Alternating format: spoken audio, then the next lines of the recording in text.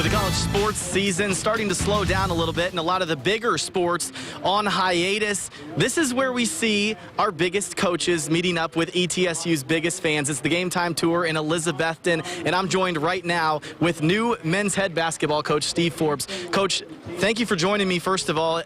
What has this whirlwind been like for you over the last month? It's been crazy, to be honest with you, but it's been a good crazy. You know, I haven't been back to Wichita since the press conference, so I'm wearing a lot of the same clothes over and over, but going to the dry cleaners. But it's been very busy, but yet, you know, the people have been very outgoing and have really welcomed my staff and myself here, so it's been a lot of fun. You mentioned you haven't been able to do too much recruiting-wise, but you have been able to talk to the guys that you have there. How has that process been moving along? It's been great. The guys have worked really hard. They've been very coachable, receptive to coaching. They want to do well.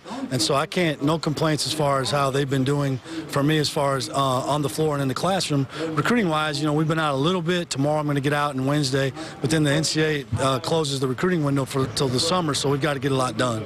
And finally, just kind of quick, an event like this, Game Time Tour, how big is this for you? A lot of people are seeing you for the first time. It's huge. You know, you get a chance to get out and really touch people and meet them for the first time. And, you know, first impressions are really important, and so I've tried really hard over the last 3 weeks to be on campus, to be in the community and be with the students, the fans, the boosters, and just try to put a good foot forward. All right, Coach Steve Forbes, thank you so much for joining me right now.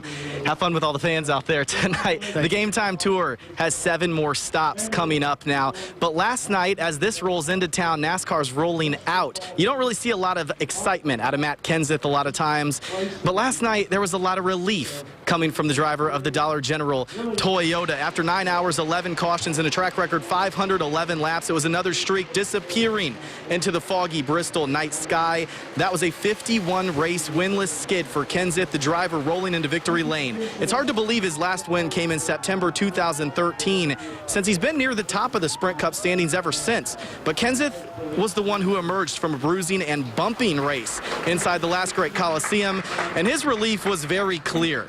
Just mainly excited but relieved that we won. You know, we had such a great year in 2013. We came short of the championship, but we won a bunch of races and some poles, and it's been a little bit of a dry spell since. We've had some chances, just everything didn't fall into place for us, and feels good that tonight it did. You know, we had a car really fast in a short run, not so good in the long run, and we had all them little short runs at the end, which really played into our hands.